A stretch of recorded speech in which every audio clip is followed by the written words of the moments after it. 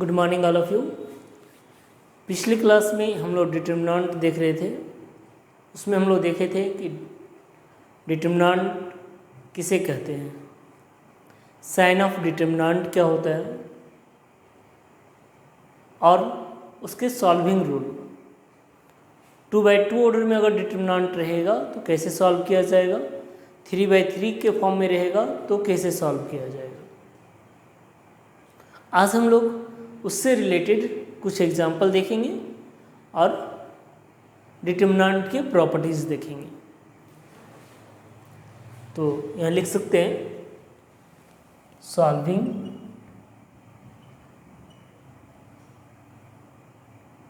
Determinant of A, this is equal to 2, 4, 6, 8। मान लेते हैं डिटर्मिनेंट के एलिमेंट क्या दिए हुए हैं, 2, 4, 6, 8। आपको बताया था पिछले क्लास में कि इस टाइप के डिटर्मिनेंट क्या होते हैं, 2/2 के कहलाते हैं। और इसके रूल क्या थे, determinant of A for 2/2, product of diagonal element, product of diagonal element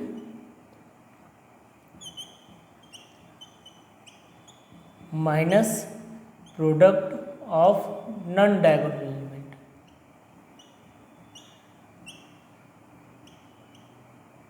product of diagonal element minus product of non diagonal element. तो आपको ये भी बताए थे पिछले क्लास में कि डायगोनल एलिमेंट क्या होता है। डायगोनल एलिमेंट वैसे एलिमेंट को कहते हैं जिस एलिमेंट में आई और जे का वैल्यू बराबर होता है। जैसे आपको ये बताए थे कि ये फर्स्ट रो फर्स्ट कॉलम का एलिमेंट है तो ये डायगोनल एलिमेंट होगा, ये सेकेंड रो सेकेंड कॉलम का एलिमेंट है, ये डायगोनल एलिमेंट होगा। तो देयरफॉर डिटर्मिनेंट ऑफ ए का वैल्यू क्या बन जाएगा, डिटर्मिनेंट ऑफ ए का वैल्यू बन जाएगा 2 × 8 यानी 16 माइनस 6 × 4 यानी 24 and this is equal to -8। This is equal to -8। इस स्टेप से हम लोग 2/2 ऑर्डर के डिटर्मिनेंट को सॉल्व करते थे। वैसे लिखेंगे सॉल्विंग डिटर्मिनेंट ऑफ ए बराबर A, B, C, G, H, F 1, 2, 3। मान लेते हैं कि ऐसा कोई डिटर्मिनेंट दिया हुआ है 3/3 ऑर्डर के, 3 रो 3 कॉलम है, 3 रो 3 कॉलम है। तो 3/3 ऑर्डर के डिटर्मिनेंट कैसे सॉल्व करते थे, सॉल्विंग एनी रो और any column with element sign. 3/3 order में जब डिटर्मिनेंट रहेंगे तो उस केस में किसी एक रो या किसी एक कॉलम को सॉल्व करेंगे, किसी एक रो या किसी एक कॉलम को सॉल्व करेंगे बाय यूजिंग एलिमेंट साइन। किसके साथ, एलिमेंट साइन के साथ। तो जैसे अगर हम लोग यहाँ लिखें सॉल्विंग R1, तो R1 के एलिमेंट होंगे A, B एंड C। तो डिटर्मिनेंट ऑफ ए बराबर क्या लिखा जाएगा, A determinant, B determinant, C determinant. R1 की साइन क्या होते थे, पॉजिटिव नेगेटिव पॉजिटिव। तो यहाँ साइन पॉजिटिव, यहाँ साइन नेगेटिव और यहाँ साइन पॉजिटिव। तो क्या आ जाएंगे, ए के लिए क्या आ जाएंगे, ए के लिए कॉलम और ए का रो कैंसिल होगा तो यहाँ होगा HF 2, 3। बी के लिए क्या आ जाएंगे, बी का कॉलम बी का रो कैंसिल होगा तो यहाँ पे आएंगे GF 1, 3। और सी के लिए क्या आ जाएंगे, सी के लिए कॉलम और रो कैंसिल होगा तो यहाँ पे आ जाएंगे GH 1, 2, GH 1, 2। अब इसका जो शिफ्टिंग फॉर्मेट हुआ वो किस में चला गया, इसका जो शिफ्टिंग फॉर्मेट हुआ वो किस में चला गया, 2/2 के फॉर्म में। किस में चला गया, 2/2 के फॉर्म में। तो 2/2 के फॉर्म में क्या होता है, product of diagonal element minus product of non diagonal element, यानी डिटर्मिनेंट ऑफ ए का वैल्यू क्या आ जाएगा, डिटर्मिनेंट ऑफ ए बराबर लिख सकते हैं A into 3h minus 2f, 3h minus 2f minus B into 3g minus f, 3g minus f plus C into 2g minus h, 2g minus h, यानी कि डिटर्मिनेंट ऑफ ए बराबर लिखा जाएगा 3ah minus 2af minus 3bg plus bf plus 2cg minus ch। यहाँ पे देख रहे हैं कि कोई भी टर्म एक दूसरे से रिलेटेड नहीं है, तो फाइनली आपका ये आंसर हो जाएगा।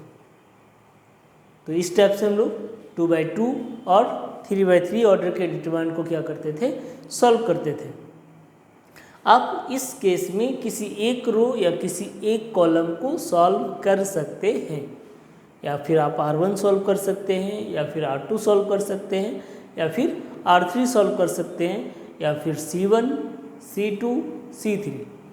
3 रो और 3 कॉलम हैं, जिसमें से किसी एक रो या किसी एक कॉलम को सॉल्व करेंगे with element sign, with element sign. तो पिछले क्लास में हम लोग यहाँ तक देखे हुए थे। आज हम लोग स्टार्ट करेंगे क्या, properties of determinant, properties of determinant. Determinant के क्या क्या प्रॉपर्टीज हो सकते हैं, डिटर्मिनेंट के क्या क्या प्रॉपर्टीज हो सकते हैं। तो लिखेंगे properties number 1, properties number 1, the value of determinant will be not change, the value of determinant will be not change when its row and column will be interchange.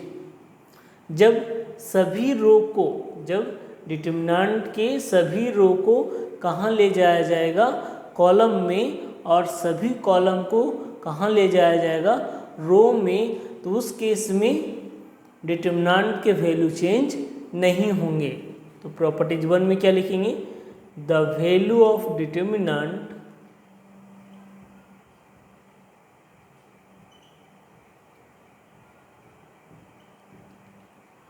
the value of determinant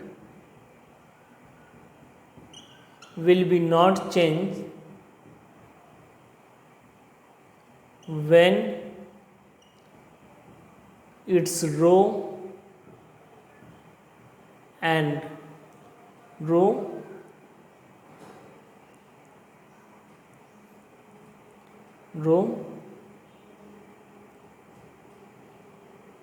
change into column. जब determinant, किसी determinant के रो को किस में change कर देंगे, column में change कर देंगे, उस केस में उस डिटर्मिनेंट का वैल्यू चेंज नहीं होगा। जैसे कहने का मतलब क्या हुआ कि अगर मान लीजिए कोई डिटर्मिनेंट ऑफ ए ऐसा है, ABC 1 1 2 0 0 4,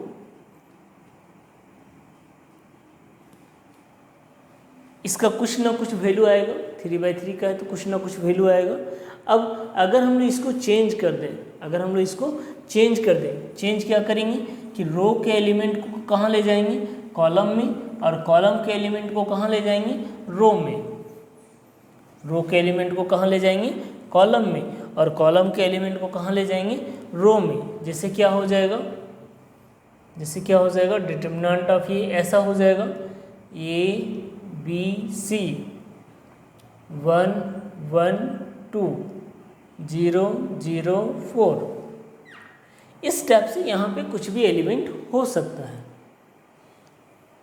यहाँ पे हमने क्या किया कि R1 का एलिमेंट कहाँ चला गया, R1 का एलिमेंट चला गया C1 में, और C1 का एलिमेंट कहाँ चला गया, R1 में। R2 का एलिमेंट कहाँ चला गया, R2 का एलिमेंट चला गया C2 में, और C2 का एलिमेंट चला गया R2 में। R3 का एलिमेंट कहाँ चला गया, R3 का एलिमेंट चला गया C3 में, और C3 का एलिमेंट कहाँ चला गया, R3 में। जब रो के एलिमेंट कॉलम की जगह पे और कॉलम के एलिमेंट रो के जगह पे चला जाएगा तो इसी चीज़ को एक और नाम से जानते हैं, ट्रांसपोज। इसी चीज़ को एक और नाम से जानते हैं, क्या, ट्रांसपोज। दैट मीन्स अगर डिटरमिनेंट में ट्रांसपोज अप्लाई किया जाए तो उसके वैल्यू में कोई परिवर्तन नहीं होगा। That is we say that del this is equal to del dash. तो हम लोग इस, अगर ये प्रॉपर्टी सेटिस्फाइड होगा तो हम लोग ये कह सकते हैं कि डेल का जो वैल्यू होगा वो किसके बराबर होगा, डेल डैश के बराबर होगा। जैसे आप यहाँ कैलकुलेट कर लीजिए, डेल इक्वल टू क्या आ जाएगा, डेल इक्वल टू ABC 112,004। तो दिस इज इक्वल टू लिख सकते हैं, सॉल्विंग अगर हम लोग R1 करते हैं तो क्या हो जाएगा, A into 4 minus 0 minus B into एक रो एक कॉलम और ये रो चलेंगे तो 4 माइनस 0 फिर plus C into 0 minus 0 and this is equal to 4A minus 4B, 4A minus 4B, ये वैल्यू हो जाएगा किसका, डेल का। डेल का value that means without applying properties. जब हम लोग प्रॉपर्टीज अप्लाई नहीं किए हुए हैं उस समय का वैल्यू क्या हो जाएगा, डेल का 4A माइनस 4B। अब अगर इस पे हम लोग प्रॉपर्टीज अप्लाई करते हैं तो प्रॉपर्टीज अप्लाई करने के बाद इसका नया फॉर्मेट ऐसा बनेगा, तो यहाँ लिखेंगे since del dash equal to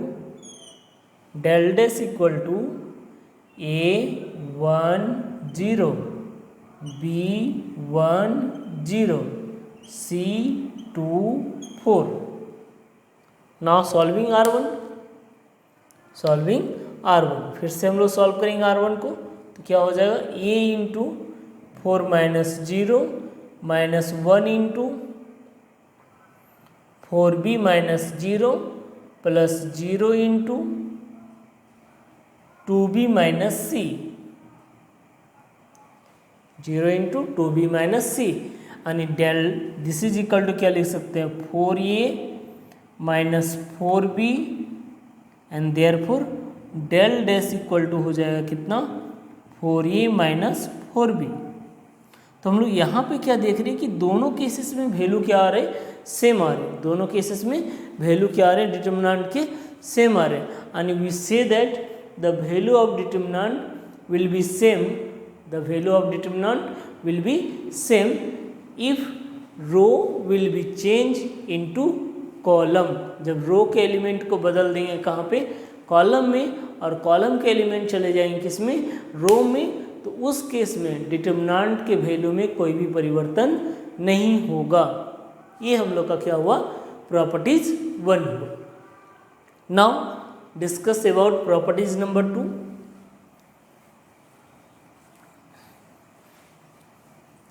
properties 2 कहता है डिटरमिनेंट का कि इफ एनी टू रो और 2 कॉलम, इफ एनी 2 रो और 2 column of your determinant will be interchange, अगर किसी डिटरमिनेंट के 2 रो या 2 कॉलम को आपस में इंटरचेंज करेंगे तो उस केस में value of determinant remains same. उस केस में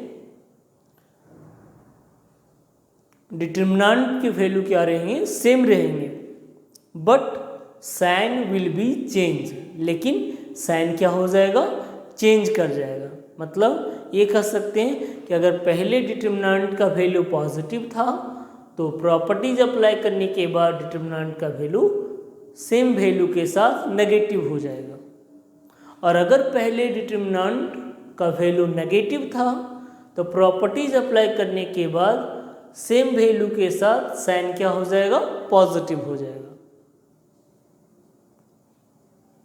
तो प्रॉपर्टीज नंबर 2 क्या कहेगा प्रॉपर्टीज 2,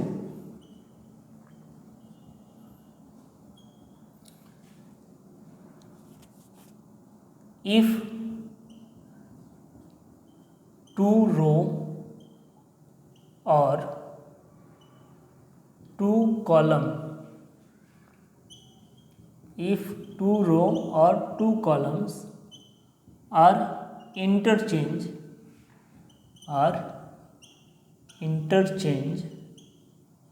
अगर किसी डिटर्मिनेंट के 2 रो या 2 कॉलम को क्या करेंगे, इंटरचेंज करेंगे in given determinant,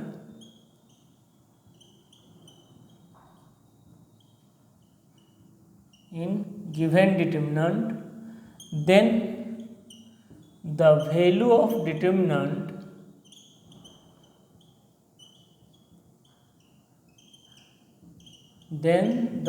of determinant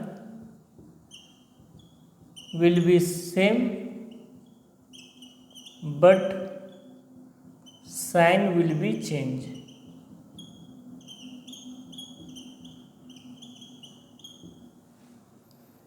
अगर डिटर्मिनेंट के किसी 2 रो या 2 कॉलम को आपस में अगर इंटरचेंज करेंगे तो उस केस में वैल्यू ऑफ डिटर्मिनेंट क्या रहेगा, सेम रहेगा, लेकिन उसका साइन क्या हो जाएगा, चेंज कर जाएगा।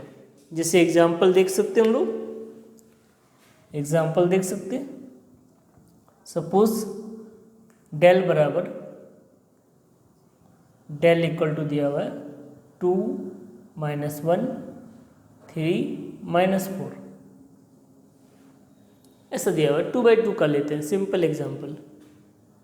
2 - 1 3 - 4, तो इसके रिजल्ट क्या आ जाएंगे, -8 + 3, this is equal to -5। Del का वैल्यू क्या आ गया, -5 आ गया। अब इस डिटर्मिनेंट पे हम लोग क्या करेंगे, प्रॉपर्टीज अप्लाई करेंगे। प्रॉपर्टीज क्या था कि किसी 2 रो या 2 कॉलम को अगर आपस में बदला जाए, कोई 2 रो या 2 कॉलम, जैसे R1 को ले जाएं किसके जगह पे, R2 के जगह पे, और R2 को ले जाएं R1 के जगह पे, या फिर R1 को ले जाएं R3 के जगह पे और R3 को ले जाएं R1 के जगह पे, या फिर R2 को ले जाएं R3 के जगह पे और R3 को ले जाएं R1 के जगह पे।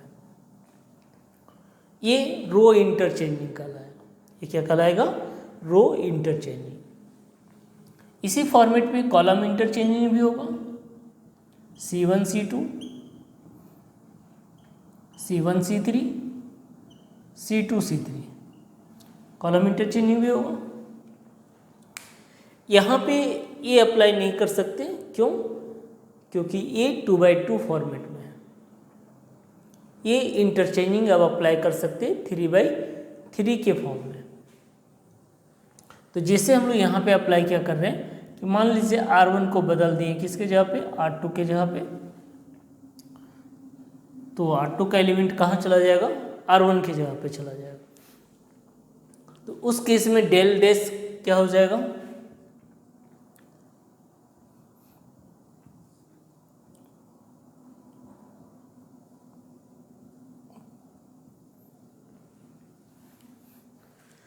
(3 - 4 2 - 1)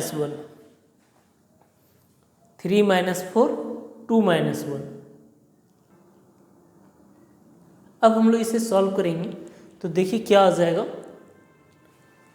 डेल डैश इक्वल टू क्या आ जाएगा, ये बन जाएगा -3 and +8 and this is equal to क्या लिखेंगे, +5। तो देखिए दोनों के वैल्यू में तो कोई परिवर्तन नहीं है, ये 5 है, ये भी 5 है, लेकिन पहले जो रिजल्ट आया था वो नेगेटिव में था, अभी जो रिजल्ट आया हुआ है वो किस में, पॉजिटिव में है। यानी ये कह सकते हैं कि अगर किसी डिटर्मिनेंट के 2 रो या 2 कॉलम को इंटरचेंज करेंगे तो value of determinant will be remain same but sign will be change. Value में कोई परिवर्तन नहीं होगा, लेकिन साइन क्या हो जाएगा, बदल जाएगा। नेक्स्ट हम लोग लिखते हैं properties number 3। Properties number 3,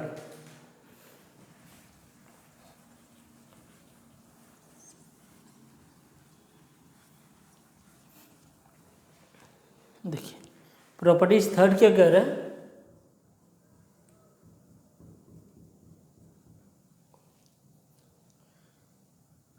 the value of determinant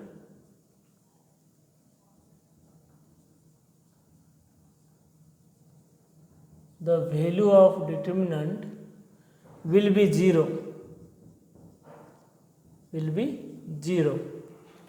किसी डिटरमिनेंट का वैल्यू क्या हो सकता है, जीरो हो सकता है इफ एनी टू रो और two column will be identical. अगर किसी डिटरमिनेंट के दो रो या दो कॉलम आइडेंटिकल हो जाते हैं, आइडेंटिकल कहने का मतलब होता है सेम होना, सेम दैट मीन्स जो R1 का एलिमेंट है वही एलिमेंट R3 का हो जाए, वही एलिमेंट R2 का हो जाए, या फिर जो एलिमेंट C1 का है वही एलिमेंट C2 का हो जाए, या वही एलिमेंट C3 का हो जाए। तो इस टाइप से क्या होता है कि वो दोनों कॉलम या दोनों रो को क्या कहा जाएगा, आइडेंटिकल कहा जाएगा। और जब आइडेंटिकल हो जाएगा तो उस केस में डिटरमिनेंट का वैल्यू क्या हो जाएगा, जीरो हो जाएगा। तो ये है प्रॉपर्टीज नंबर थर्ड। जैसे एग्जांपल लिख सकते हैं यहाँ पे, देखिए मान लेते डेल इक्वल टू क्या दिया हुआ है, 1 2 1 2 1 2 और 1 1 2 1, ये मान लेते हैं दिया हुआ है 1 2 1 2 1 2 1 2 1। तो हम लोग यहाँ पे देख सकते हैं कि R1 का जो एलिमेंट है, जो एलिमेंट R1 का है वही सेम एलिमेंट R2 का भी, R3 का भी है। R1 का जो एलिमेंट है वही एलिमेंट किसका है, R3 का भी है। अच्छा इधर से भी देख सकते हैं कि जो एलिमेंट C1 का है, जो एलिमेंट C1 का है वही एलिमेंट C3 का भी है। तो यहाँ पे हम लोग ये कह सकते हैं कि दो रो भी आइडेंटिकल हो रहा है और दो कॉलम भी आइडेंटिकल हो रहा है, दोनों हो रहा है, दो ठो रो भी आइडेंटिकल हो रहा है, साथ में दो ठो कॉलम भी आइडेंटिकल हो रहा है। तो इस केस में इस डिटरमिनेंट का वैल्यू क्या हो जाएगा, जीरो हो जाएगा। इसको सॉल्व कर सकते हैं, जैसे डेल बराबर 1 into solving R1 1 into 1 minus 4 minus 2 into 2 minus 2 फिर plus 1 into 4 minus 1 and this is equal to minus 3 minus 0 plus 3। Finally del equal to क्या आ जाएगा, जीरो। तो ये हम लोग का क्या हो गया, प्रॉपर्टीज नंबर थर्ड हो गया। ये क्या हो गया, प्रॉपर्टीज नंबर थर्ड हो गया।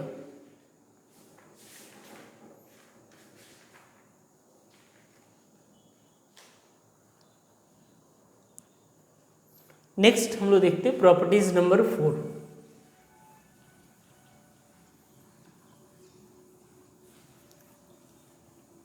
नेक्स्ट हम लोग देखेंगे properties number 4।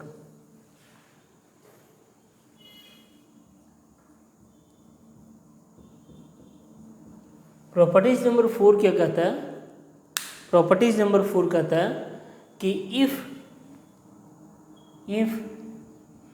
we multiply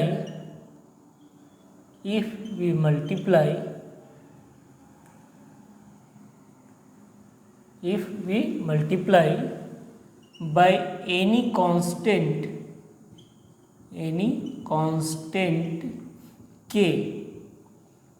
in all element of any row or any column। Property number 4 क्या कहता है, if we multiply by any constant k in all element of any row or any column of a determinant of a determinant.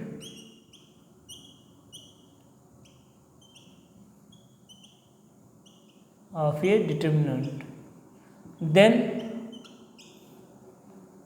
the value of new determinant, then the value of new determinant is k time multiple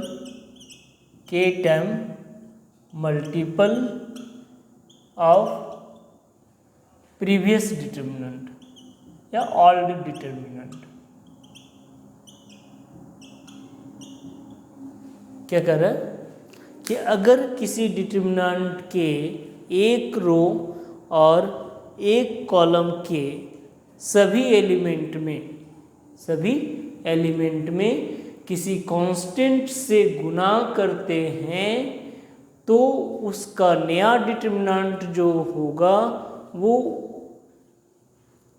k time multiple हो जाएगा, k time multiple हो जाएगा। जैसे example मान लीजिए del दिया हुआ है कितना 1 2 3 0 1 -2 2 0 -1। सपोज ये डिटर्मिनेंट दिया हुआ है तो हम लोग इसका वैल्यू निकाल सकते हैं पहले। जिसे हम लोग इसका वैल्यू निकालते हैं सॉल्विंग R1 करके तो हो जाए 1 into -1 + 0 -2 into 0 +4 and +3 into 0 -2 and this is equal to -1 -8 -6 and this is equal to -15। तो अभी फिलहाल डेल का वैल्यू कितना आ रहा है -15 आ रहा है। डेल का वैल्यू कितना आ रहा है -15 आ रहा है।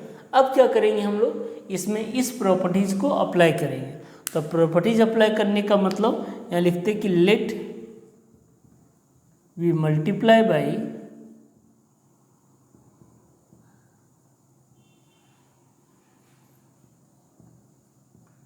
k = 2 in R3। मान लेते हैं कि k = 2 से हम लोग मल्टीप्लाई किस में कर रहे हैं R3 में मल्टीप्लाई कर रहे हैं। तो जब R3 में मल्टीप्लाई करेंगे तो डेल का नया फॉर्मेट क्या बन जाएगा 1 2 3 0 1 -2 ये आ जाएगा कितना 4 यहाँ आ जाएगा 0 यहाँ आ जाएगा -2 ऐसा है। अब हम लोग इसे फिर से सॉल्व करेंगे तो फिर से सॉल्व करेंगे तो क्या आ जाएगा 1 इंटू -2 -0 -2 इंटू 0 +8 फिर +3 into 0 -4 and this is equal to क्या लिख सकते हैं -2 -16 -12 and this is equal to -30। अब देखिए डेल 1 को हम लोग यहाँ पे क्या लिख सकते हैं, यहाँ लिख सकते हैं डेल 1 बराबर -30 को 2 टाइम्स ऑफ -15 2 टाइम्स ऑफ -15। तो अब देखिए -15 किसका वैल्यू था पहले वाले डेल का वैल्यू था। ये प्रॉपर्टीज अप्लाई करने से पहले का वैल्यू था। यानी कि ये कह सकते हैं कि डेल 1 बराबर 2 टाइम्स ऑफ क्या हो गया डेल हो गया। तो सर 2 टाइम्स ऑफ डेल क्यों हो रहा है क्योंकि आप कांस्टेंट कितना से गुना किए कांस्टेंट 2 से गुना किए। कितना से गुना किए 2 से गुना किए किस में R3 में। अच्छा ऐसा भी हो सकता है कि अगर आप कांस्टेंट से कोई 2 रो में गुना करते हैं या फिर तीनों रो में गुना करते हैं तो उस केस में क्या होगा कि जितने रो में आप गुना करेंगे उसका वैल्यू उतने रो के टाइम्स में बढ़ेगा। जैसे अब अगर अभी हम लोग अगर k का वैल्यू 2 से R3 में और साथ में R2 में भी अगर गुना करते तो इसका वैल्यू 4 टाइम्स बढ़ता। अगर हम लोग R1 में R2 में और R3 तीनों में गुना करते तो इसका वैल्यू 8 टाइम्स बढ़ता। 2 का पावर 3, 2 का पावर 3, R1 के लिए 2 का पावर 1, R2 के लिए 2 का पावर 1, R3 के लिए 2 का पावर 1, फाइनली तीनों मिलकर 2 का पावर 3 टाइम्स बढ़ता, यानी 8 टाइम्स इसका वैल्यू क्या होता, बढ़ता। तो इसकी कुछ और प्रॉपर्टीज़ हम लोग के बुक में हैं, जिसे हम लोग नेक्स्ट क्लास में डिस्कस करेंगे और एक्सरसाइज स्टार्ट करेंगे। तो आज के लिए यहीं तक रखते हैं। Thank you.